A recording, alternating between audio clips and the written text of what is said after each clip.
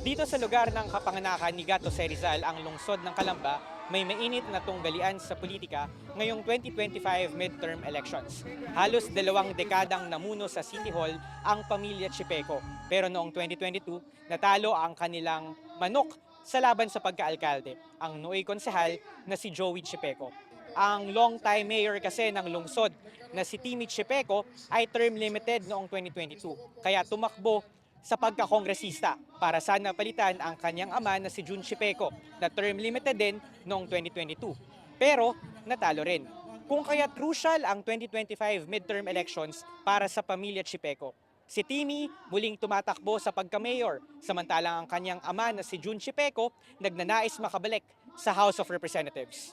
Marami po tayong mga kababayan ang nahihirapan.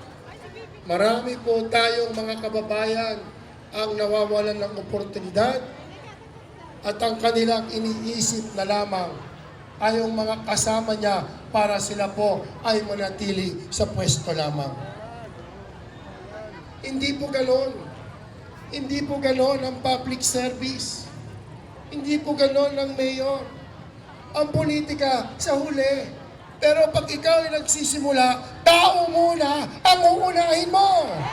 I promise you, Calamba will be #1 again in the entire region of Calabarzon.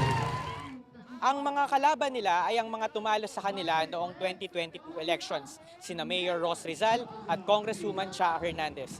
Parehas silang nagnanais na makasungkit ng ikalawang termino. Ang apela nila sa mga residente ng Calamba, huwag nang pabilikin ang mga dating lider ng lungsod. Kalambago naman ay sa maiking panahon ay naipakita, nagawa ang mga dapat gawin sa loob ng maiksing panahon.